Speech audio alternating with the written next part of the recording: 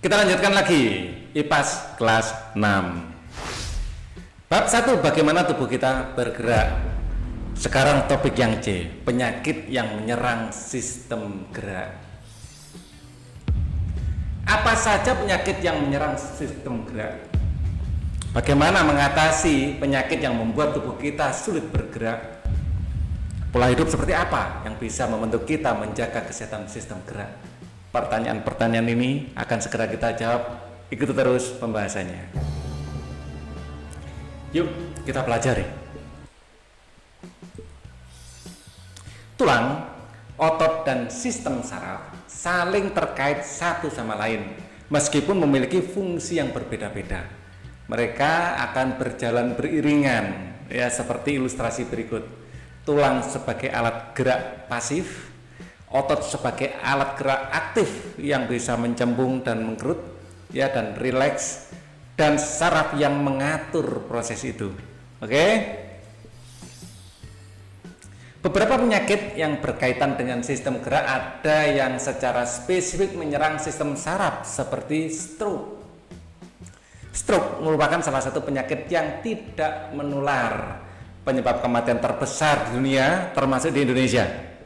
Penyakit saraf ini terjadi karena terganggunya aliran darah ke otak akibat penyumbatan atau pecahnya pembuluh darah yang ada di dalam otak. Ya, kondisi ini menyebabkan jaringan otak tidak mendapatkan oksigen dan nutrisi yang cukup. Ya, otak kita terdiri dari sel-sel hidup yang butuh makan, ya, butuh membuang zat sisa. Nah, semua itu diperlukan untuk menjalankan fungsinya dengan baik. Ketika sel-sel otak mulai rusak, penderita stroke dapat mengalami beberapa gejala seperti mati rasa pada wajah, ya. Jadi wajahnya nggak bisa digerakkan kadang-kadang, ya. Yang sebelah kadang-kadang seperti itu, ya. Jadi kayak agak menceng gitu mukanya, ya. Kesulitan dalam berbicara, orang bilang pelo, ya, seperti itu. Ya, itu berjalan dan melihat kadang terpincang-pincang jalannya, kadang pandangan kabur, sakit kepala yang hebat, bahkan kelumpuhan. Karena otak adalah pusat segala kontrol di tubuh kita. Kalau ada sesuatu yang salah di otak, ya, salah di pimpinannya tubuh, nah, akan ada gejala-gejala yang bisa diamati, akan ada ketidakseimbangan, akan ada kekacauan, kan gitu ya. Kemudian rematik, ada juga penyakit yang spesifik menyerang sendi, yaitu artritis reumatik AR, ya. Penyakit autoimun sistemik ini menyebabkan peradangan pada sendi, ya. Bagian tubuh yang paling sering mengalami peradangan ini di antara lain tangan, pergelangan tangan dan kaki, lutut, tulang pun bisa terkena tumor. Ada ini yang lain, ya, ada yang bersifat jinak maupun ganas. Ada loh, kanker tulang itu ada, tumor tulang ada, ya, yang menyebar ke seluruh jaringan tubuh itu bisa juga, ya. Oke, itu sedikit tentang penyakit otot dan tulang, ya. Masih banyak sebenarnya. Mari kita mencoba. Nah, ini yang berhubungan dengan tulang dulu. Nah, tulang itu mengandung kalsium yang bisa larut kalau terkena asam. Ini yang akan kita coba. Kulit telur yang hilang, sebenarnya bukan hilang, ya, larut lebih cocoknya. Nah, kulit telur ini kalau kita rendam di asam, zat asam, ya, dalam hal ini kita adalah cuka. Kulit yang lain, HCl yang lebih kuat, lebih cepat lagi nanti prosesnya. Ya, air asam itu mungkin kurang kuat, ya. Kalau pekat banget mungkin bisa, ya. Alat dan bahan: toples kaca yang mempunyai tutup, ya, cuka, telur, sendok, dan alat tulis. Itu bahan-bahan yang kita butuhkan. Masukkan telur ayam mentah ke dalam toples kaca, kemudian tuangkan cuka dalam toples hingga telur terendam oleh cairan cuka. Kemudian tutup. Cuka ini adalah cairan asam yang bisa melarutkan kalsium, ya.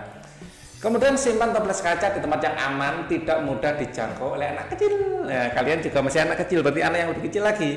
Nah, lakukan pengamatan setiap hari mulai dari awal percobaan H0, ya, hingga H5, ya. Nah, catat apa yang kalian amati setiap hari, kemudian tuliskan di buku tugas, kertas atau kertas pengamatan. Ya, kulit telur yang hilang Setelah hari kelima, jawab pertanyaan berikut pada buku tugas atau kertas pengamatan. Apa yang kalian amati pada hari kelima setelah telur direndam dalam toples berisi air cuka? Ya, setelah direndam selama 5 hari, kulit telur akan hilang. Lebih cocoknya larut, ya, larut dalam cuka. Dan hanya tersisa selaput tipis yang melingkupi telur. Telur juga menjadi kenyal akibat adanya reaksi kimia. Apa yang kalian dapat simpulkan dari percobaan yang sudah dilakukan? Kulit telur yang mengandung kalsium dapat bereaksi dan kemudian larut dalam cuka dan menyebabkan kulit telur terlarut. Nah, kulit yang hilang sebenarnya bukan hilang ya, lebih cocoknya larut ya, tapi biar kelihatannya kayak dramatis gitu ya. Apa hubungan antara eksperimen menghilangkan cangkang telur dengan sistem gerak kita, terutama tulang? Tulang manusia dan telur memiliki kemiripan komposisi, yakni sama-sama mengandung kalsium. Tulang juga mengalami kerapuan atau kerusakan. Makanya kalian sebelum tidur gosok gigi. Kalau ada sisa-sisa makanan itu akan dimakan bakteri dan bersifat asam. Nah, sifat asam ini yang akan sedikit demi sedikit melarutkan tulang kita. Ya, akhirnya gigi kalian berlubang. Kalau sudah seperti itu, wih, sakitnya minta ampun. Ya, percaya deh sama Pak Ali ya. Jadi harus rajin gosok gigi setelah makan dan sebelum tidur, begitu. Apa yang terjadi jika tulang rangka kita rapuh? Kita tidak dapat melakukan aktivitas sehari-hari seperti biasanya. Ya, tulang kita rapuh, udah patah, gigi lubang, bagaimana? Nah, mari refleksikan. Bagaimana cara menjaga agar tulang kita tetap sehat? Agar kondisi tulang kita tetap baik, kita perlu mengkonsumsi kalsium dalam jumlah yang cukup. Selain itu, kita perlu menjaga sikap tubuh agar bentuk tulang tidak mengalami cedera. Ya, makan kalsium dari sayur-sayuran ya, atau makanan lain yang banyak mengandung kalsium. Oke. Minum susu itu juga banyak mengandung kalsium. Gitu loh, guys. Apa yang perlu dilakukan untuk menghindari cedera otot saat olahraga? Untuk menghindari cedera otot saat olahraga seperti kram, otot dan terkilir, kita perlu melakukan senam pemanasan. Jadi sebelum olahraga, pemanasan dulu ya. 1, 2, 3, 4, 5, 6, 7, 8. Nah, gitu pemanasan pokoknya ya, melakukan olahraga sebelum melakukan olahraga berat biar kita tidak mudah tergilir. Ya, melemaskan otot-otot. Gitu. Mengapa berjemur di bawah sinar matahari baik untuk kesehatan tulang kita? Karena sinar matahari mengandung vitamin D yang dapat menyerap kalsium tubuh kita. Sebenarnya lebih tepatnya bukan mengandung vitamin D ya. Sinar matahari bisa membantu mengubah provitamin D menjadi vitamin D. Begitu. Provitamin D ini kita dapatkan dari makanan-makanan yang kita makan. Bukan langsung dapat vitamin dari sinar matahari, enggak seperti itu, guys. Ya, tidak seperti itu, Yura. Oke, kita lanjutkan. Bukan seperti itu, enggak bisa gitu, Yura, gitu ya. Oke, apakah kalian sudah cukup menjaga kesehatan tulang kalian? Apa buktinya? Nah, bagaimana dengan kalian? Kalau Pak Ali sih, ya sudah ya. Pak Ali ini bersikap dengan posisi tubuh yang benar, cara duduknya benar ya, berdiri tegap. Pak Ali juga gemar minum susu. Nah, yang banyak mengandung kalsium itu baik untuk pertumbuhan tulang Pak Ali. Ya, sampai sekarang pun Pak Ali masih mengkonsumsi itu. Tapi kalau enggak ada ya enggak apa-apa. Masih banyak sumber lain dari sayur-sayuran itu ya. Jadi enggak harus satu sumber saja. Variasi itu keren. Nah, mari kita belajar lebih lanjut penyakit dan kelainan tulang. Kita lanjutkan tadi yang belajar penyakit tadi. Pak Ali kan janjikan masih dilanjutkan ya. Nah, ini kita bahas tentang tulang dulu. Tulang tersusun atas kalsium, suatu zat yang bersifat keras. Sifat keras tersebut membuat tubuh memiliki bentuk yang kokoh. Tulang membuat kita berdiri tegak, menggenggam pensil. Ya, seperti ini. Ini ada tulang ya di sini. Menopang tubuh saat duduk dan melakukan berbagai aktivitas lainnya. Meskipun tulang pada dasarnya kuat, bukan berarti tulang tidak dapat rusak. Bisa. Begitu pula dengan otot dan sistem saraf dalam tubuh kita, semuanya bisa saja mengalami kerusakan apabila tidak kita jaga dengan baik anggota tubuh kita itu, gitu loh guys. Nah, contoh penyakit tulang yang lain selain yang tadi ada osteoporosis. Ya, osteoporosis adalah penyakit yang menyebabkan kepadatan tulang menurun. Ya, biasanya orang yang sudah tua, orang yang sudah sepuh. Nah, sehingga tulang keropos mudah patah. Penyakit ini disebabkan oleh kurangnya kalsium pada tubuh. Kalian juga bisa mengalami osteoporosis kalau nggak hati-hati, kalau kurang kalsium dalam tubuh kalian. Gitu loh. Karena kalau kita asupan kalsium kurang, kalsium bukan hanya untuk tulang ya. Kalau asupan kalsium kita kurang, tubuh akan mengambil kalsium yang sudah ada di tulang kita. Nah, ini yang bikin tulang kita keropos, mudah patah, jatuh sedikit patah tulang akhirnya. Kalian nggak ingin, kalian nggak ingin kan seperti itu. Nah, gitu. Penyakit tulang berikutnya adalah kifosis. Ya, lebih cocoknya ini kelainan tulang sebenarnya. Kifosis adalah kondisi tulang belakang yang membuat bagian punggung sebelah atas membulat secara berlebihan. Jadi kalau sehat kan lurus seperti ini ya. Kalau kifosis ya itu itu kan seperti orang tua. Ki. ya ini Ki Ali. Kapalkannya gitu ya. Jadi agak bungkuk ya, orang bilang kifosis. Ki itu orang tua. Kifosis berarti bungkuk seperti orang tua. Ngapalkannya gitu enak juga. Ya, dulu Pak Ali ngapalkannya gitu maksudnya. Nah, kita lanjut. Setelah membulat secara berlebihan, akibatnya penderitanya terlihat bungkuk ke depan, dapat disebabkan karena kelainan bawaan atau postur tubuh yang jelek saat masih anak. Jadi kebiasaan atau memang bawaan lahir. Juga ada ya orang kifosis bawaan lahir, tapi pada umumnya banyak sekali orang yang apalagi zaman sekarang sukanya ini main HP gini terus. Lah ini bikin kifosis ya. Setahun, 2 tahun, 3 tahun, 4 tahun, lama-lama bahan pun diletakkan jalannya masih gini. Kamu ini masih tua masih muda kok, jalanmu kayak orang tua, ada kayak aki-aki, gimana ya? Tegap, sikap tubuh yang tegap, siap, gitu loh. Kemudian ada lordosis, gini, lordosis, wah, kayak McGregor gitu, jalannya gini. Lordosis adalah kelainan tulang punggung di mana bagian bawah melengkung secara berlebihan. Kondisi ini menyebabkan punggung bagian bawah terlihat lebih menonjol, disebabkan karena obesitas sehingga tubuh kelebihan berat badan di bagian perut, ya, jemblung perutnya. Kelainan bawaan, kecelakaan atau kelainan sistem saraf ini penyebabnya ya. Jadi kayak gitulah. Melentis perutnya itu ya, lordosis ya. Ini juga posturnya jelek, yang bagus ya yang normal tentu saja. Oke, lanjut. Skoliosis. Skoliosis bentuknya kayak huruf S. Nah, gitu ya. Skoliosis, kelainan tulang punggung yang membengkok ke kanan atau ke kiri. Biasanya kelainan tulang ini disebabkan oleh posisi duduk yang tidak tepat atau dapat disebabkan karena kelainan sistem saraf, kelainan bawaan atau kecelakaan. Kalian kalau nulis sukanya gini ya, terus ya sampai tua gini terus ya, sudah gak nulis tetap gini ya. Jadi sikap tubuh itu penting, oke? Jadi bersikap yang baik ya, tubuhnya itu sikap postur. Oke, kita lanjutkan defisiensi vitamin D. Defisiensi atau kekurangan ya, defisiensi itu kekurangan. Vitamin D merupakan kondisi ketika tubuh kekurangan vitamin D. Kondisi ini menyebabkan tubuh lebih mudah mengalami kram, kejang otot, nyeri, dan kerapuhan tulang, bahkan dapat menghambat pertumbuhan. Ya, pentet seperti ini akhirnya ya. Pada beberapa kasus kekurangan vitamin D dapat menyebabkan tulang kaki menjadi bengkok. Bisa bengkoknya seperti huruf X atau seperti huruf U, ya, gitu ya.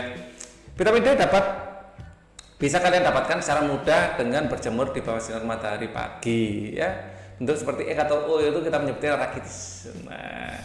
Tetanus. Nah, ini tetanus. Tetanus merupakan kondisi seluruh tubuh menjadi kaku, gini, tegang dan sulit bergerak. Penyakit ini sangat berbahaya ya. Jika tidak segera ditangani bisa menyebabkan kematian loh.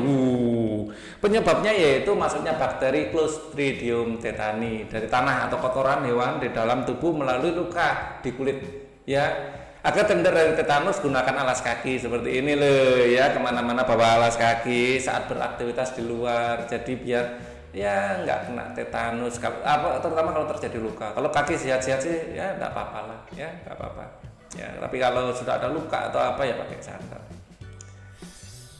Kemudian kram, ada kaki kram. Ayam berkokok, lihat Pak Ali kakinya kram. Penyakit tulang kram atau kejang otot dikarenakan kegiatan otot yang berlebihan ya. Biasanya terjadi saat melakukan olahraga berat tanpa diawali dengan kegiatan pemanasan lebih dulu. Jadi harus pemanasan dulu ya sebelum olahraga. Jadi jangan lupa pemanasan sebelum berolahraga ya. Oke, 1, 2, 3 biar tidak kram. Lanjut. Terkelir atau kesleo merupakan cedera otot yang umumnya terjadi pada bagian kaki atau tangan. Dapat disebabkan karena jatuh dengan posisi pergelangan kaki yang berputar, cedera saat olahraga dan sebagainya. Terkilir ini juga karena kurang pemanasan biasanya. Ya, jadi pastikan pemanasan leher, kaki terutama ya sebelum lari-lari, tangan. Oke, lanjut. Menjaga kesehatan sistem gerak. Makanan yang kaya nutrisi loh gitu loh. Jadi kalau kalian memakan makanan yang kaya nutrisi terutama kalsium ya, terus makanan-makanan yang banyak mengandung vitamin D ya, mengkonsumsi makanan yang kaya nutrisi untuk kesehatan tulang seperti kalsium, contohnya susu sapi, susu kedelai, enak juga ini, yogurt ini dari susu sapi juga ya. Ini ayam dari tadi berkokok terus ya, yogurt, telur. Nah, ini banyak mengandung kalsium juga ya. Kacang-kacangan, sayuran hijau seperti gambar ini, sarden, kerang dan minyak ikan. Minyak ikan banyak mengandung DHA juga ya. Bagus untuk kesehatan otak nih. Ya, vitamin D. Mendapat asupan vitamin D yang cukup dengan cara berjemur pagi tiap hari ya. Provitamin D-nya dari ikan salmon atau ikan yang lain ya. Dari provitamin D diubah menjadi vitamin D oleh sinar matahari. Gitu prosesnya guys. Ya, dapat berjemur di pagi hari selama 20 sampai 30 menit. Setelah mengkonsumsi salmon ya, ikan kembung, telur. Nah, gitu ya. Telur itu banyak manfaatnya ya. Tubuh kalian membutuhkan asupan kalsium yang cukup setiap hari loh ya. Namun tanpa vitamin D tubuh akan kesulitan menyerap kalsium. Lalu apa yang terjadi jika kita kekurangan keduanya? Tubuh kita akan mengambil kalsium dari tulang dan gigi loh. Kalau kurang kalsium, tubuh ngambil kalsium dari tulang dan gigi. Akibatnya tulang dan gigi kalian menjadi rapuh. Inilah yang menyebabkan kalsium dan vitamin D sangat penting untuk tulang kita. Oke? Lanjut. Menjaga kesehatan sistem gerak dengan cara olahraga. Ini paling waktu muda ya. Olahraga teratur itu kuncinya. Olahraga teratur, makan seimbang, istirahat cukup, sehat kalian ya. Menjaga postur, nah ya postur berdiri itu harus bagus ya. Menjaga postur tubuh yang baik seperti tegak, tidak menundukkan leher terlalu lama dan duduk pada tulang duduk ya. Duduk yang benar, berjalan yang benar, segala sesuatu kalau benar hasilnya baik. Oke. Apa yang sudah aku pelajari? 1. Gangguan pada otot, tulang, dan saraf akan menyebabkan fungsi gerak tubuh terganggu. Ya. Yang kedua, gangguan pada sistem gerak dapat disebabkan karena pola hidup yang buruk, kecelakaan atau kelainan dari lahir. Orang bilang bapaan orok. Ketiga, kalsium dan vitamin D sangat baik untuk kesehatan tulang dan gigi. Gigi pada dasarnya tulang juga, guys. Oke, olahraga dan melakukan peregangan juga baik untuk kesehatan otot. Akhirnya kita akan mengisi tabel yang terakhir ya. Tulang kegunaannya untuk apa? Yang pertama memberi bentuk tubuh. Tubuh kita bentuknya seperti ini karena di dalam ada tulangnya, ya kan? Kalau tidak ada tulangnya yang ngelimpruk. Kedua adalah menempelnya otot. Otot itu butuh tempat untuk nempel, ya, nempelnya di tulang kita. Yang ketiga adalah melindungi organ penting seperti otak dilindungi oleh tulang tengkorak, jantung, paru-paru ya. Di sini ada liver dilindungi oleh tulang rusuk ya. Kemudian jenis sendi ada sendi putar di mana kita bisa melakukan gerakan diputar kiri, diputar kanan. Ada juga sendi pelana, bisa dua gerakan, bisa ke sini ya. Bisa gini, bisa gini. Itu karena di sini ada sendi pelana, terus kemudian ada sendi geser. Nah, kita bisa geser-geser di tulang belakang itu karena aktivitas sendi geser. Engsel, ding ding ding ding. Ini engsel, gini engsel. Dua gerakan. Oke. Terus kemudian ada sendi gulung. Nah, ini gerakan yang mirip dengan pelana sebenarnya ya. Oke. Terus peluru itu bisa ke segala arah, ya, bisa ke segala arah. Nah, di sini sendi peluru di tungkai kita, pangkal tangan, pangkal kaki, bentuknya memang seperti peluru ya, kayak bulat gitu. Oke. Kemudian apa ini? Otot, kegunaannya menggerakkan tubuh. Tentu saja ya, otot itu daging kita ini loh. Ya, menggerakkan tubuh.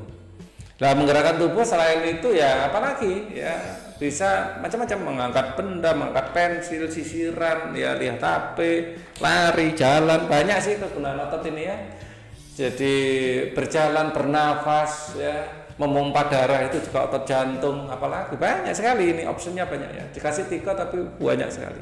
Ya, otot jantung untuk memompa jantung, otot paru-paru ya, menggerakkan paru-paru tentu saja ya, mengembang dan mengempis. Jenis-jenis otot itu ada 3. Yang pertama ada otot polos. Otot polos itu otot yang ada di organ-organ dalam kita, seperti limpa, di paru-paru, pankreas, itu otot polos. Dia lemah, nggak terlalu kuat ya. Kemudian ada otot lurik, bukan pelurik ya, ini pilihan lurik gitu aja, otot lurik ya. Ini adalah otot yang pada jaringan otot kita, jaringan yang sadar ya, seperti lengan kayak gini, yang pokoknya gerakannya sadar, yang kuat ya, bukan tidak ada P-nya ya, lurik gitu saja. Terus kemudian otot jantung, dia mirip otot lurik, bekerja secara tidak sadar tapi kuat. Nah, itu bedanya.